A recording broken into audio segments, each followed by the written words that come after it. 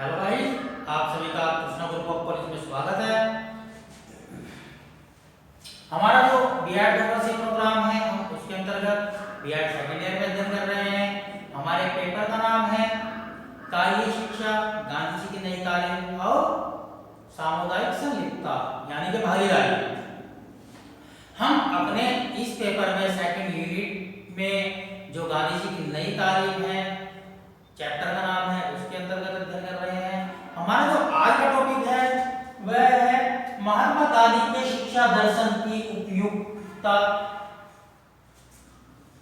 का मूल्यांकन। यानी कि जो महात्मा गांधी थे उनका जो शिक्षा दर्शन था, यानी कि शिक्षा के क्षेत्र में उन्होंने जो अपना योगदान दिया उसकी यानी कितनी उपयुक्तता है उसका मूल्यांकन करेंगे।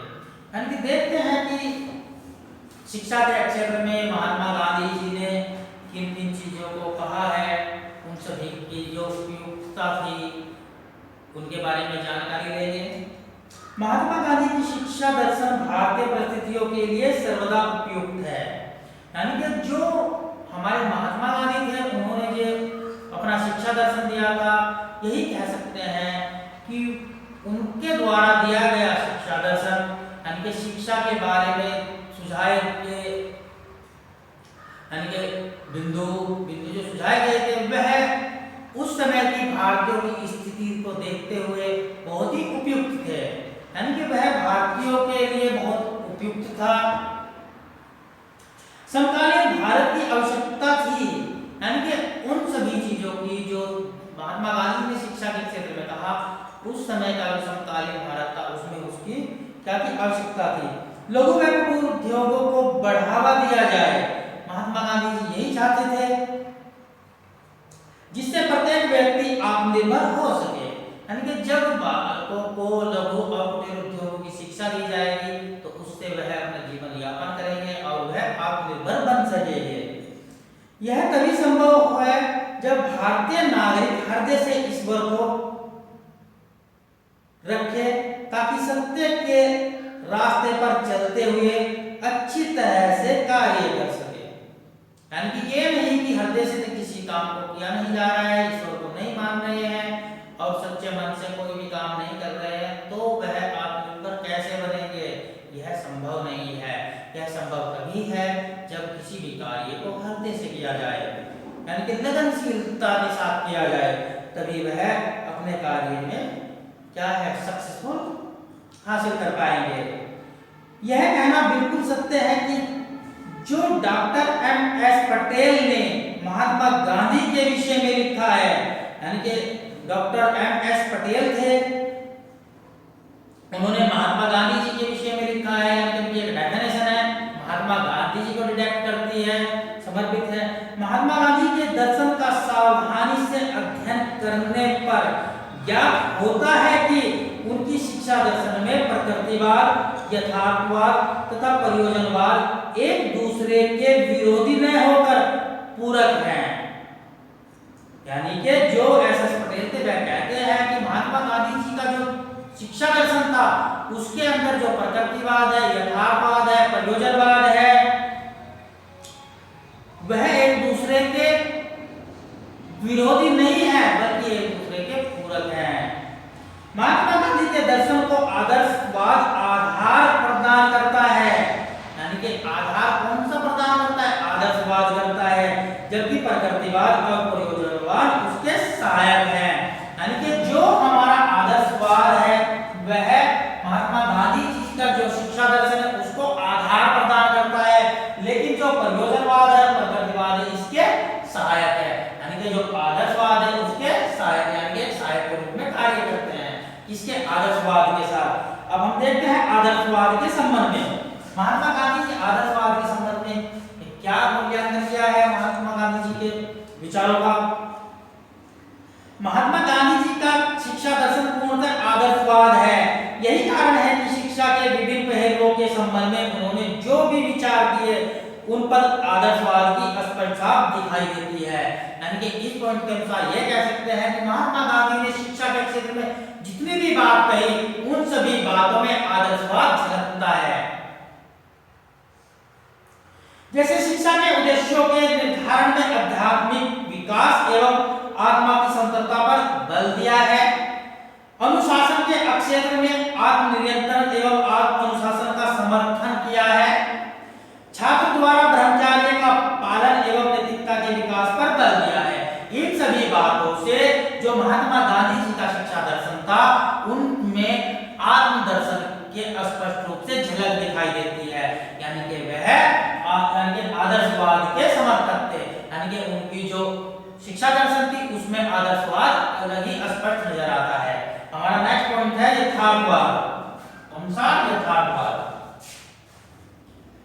गांधी जी के शिक्षा संबंधी विचारों का अध्ययन करने पर प्रतीत होता है कि उनके जो विचार थे यथार्थवाद के समीप थे, यानी कि जो महात्मा गांधी जी के विचार थे वे यथार्थवाद से भी दूर नहीं थे बल्कि नजदीक थे, क्योंकि यथार्थवादियों की ही तरह उन्होंने भी शिक्षा को जीवन की वास्तविक परिस्थितियों से संबंधित करने पर जोर दिया है। यानी कि वह यह मानते थे कि जो शिक्षा है उस शिक्षा को जो बालक है उनके वास्तविक जीवन से जोड़ दिया जाए, तभी वह अपने जीवन में सक्सेसफुल हो सकते हैं। यानी कि जब हम उनकी शिक्षा को उनके वास्तविक जीवन से जोड़ देंगे तो उससे क्या होगा, उनका जो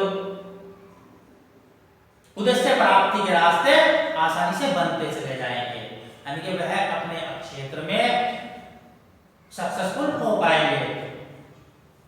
फिर हमारा नेक्स्ट है प्रकृतिवाद के दर्शन, यानी कि इन सभी के साथ साथ में प्रकृतिवाद के दर्शन भी होते हैं।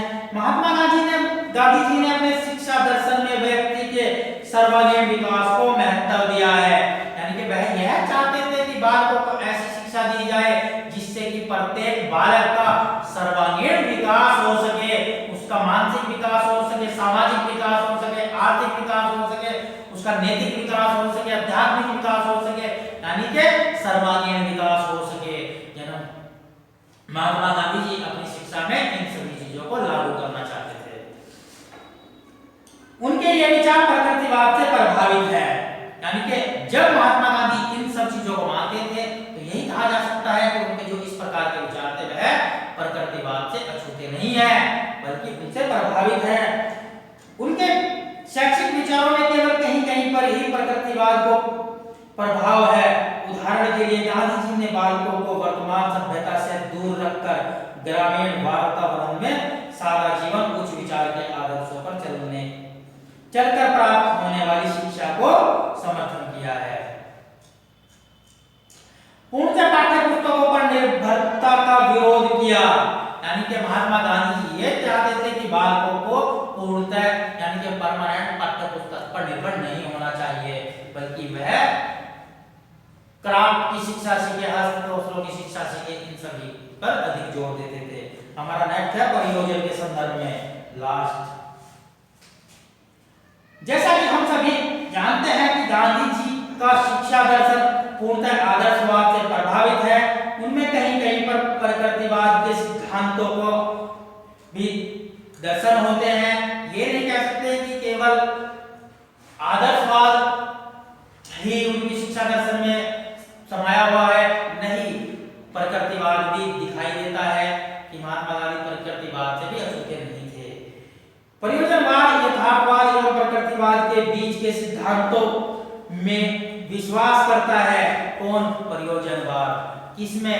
यथार्थवाद में, प्रकृतिवाद में और आपका आदर्शवाद में, यानी कि इन तीनों के जो बीच के सिद्धांत है उनमें विश्वास करता है। कौन करता है? परियोजनवाद। यही कारण है कि गांधी जी का शिक्षा दर्शन कुछ सीमा तक परियोजनवाद के भी समीप है, यानी कि ये नहीं कह सकते कि परियोजनवाद को वह नहीं मानते थे।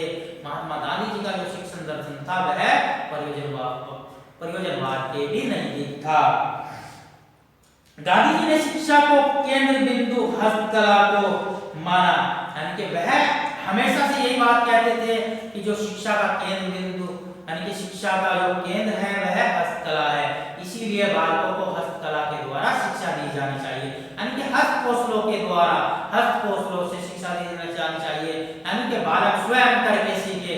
ये नहीं हम उन्हें व्याख्यान दे और कक्षा से चले जाए, नहीं, हमें बालकों को निष्क्रिय श्रोता नहीं बनाना है बल्कि सक्रिय प्रयोगकर्ता के रूप में मानते थे।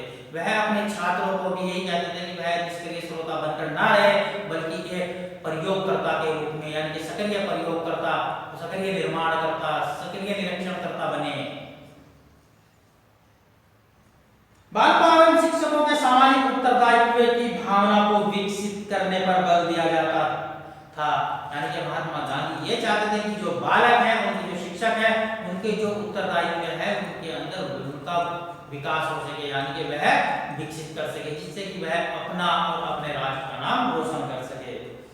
इस प्रकार निष्कर्ष रूप से हम कह सकते हैं कि गांधी जी का दर्शन वैसे तो सभी वादों को समान महत्व देता है तथा किसी भी वाद की अपेक्षा नहीं करता।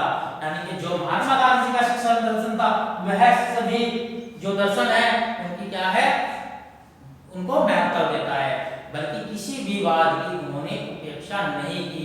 यानी कि उन्होंने किसी भी वाद को, चाहे वह आदर्शवाद था, प्रयोजनवाद था, यथार्थवाद था, प्रकृतिवाद था, किसी भी वाद को उन्होंने गलत नहीं बताया, यानी कि उसकी अपेक्षा नहीं की, बुराई नहीं की।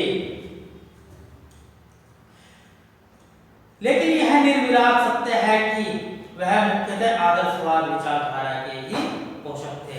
यानी कि इस बात में को भी झुलाया नहीं जा सकता कि जो महात्मा गांधी का शिक्षा दर्शन था वह आदर्शवाद अधिक था, यानी कि उनके शिक्षा दर्शन में आदर्शवाद अधिक झलकता था। लेकिन इसके साथ साथ में उन्होंने जितने भी वादे उनको भी झुलाया नहीं है या उनकी अपेक्षा नहीं की है। सो गाइस, हमारा तो यह पॉइंट था कि महात्मा गांधी के शिक्षा दर्शन के जो उपयुक्तता थी, उनका जो मूल्यांकन था, यथार्थवाद, प्रयोजनवाद, प्रकृतिवाद और आदर्शवाद, इन सभी के बारे में हमने अध्ययन किया। हम अपनी नई वीडियो में नए टॉपिक के साथ आपको दोबारा मिलते हैं, तब तक के लिए धन्यवाद।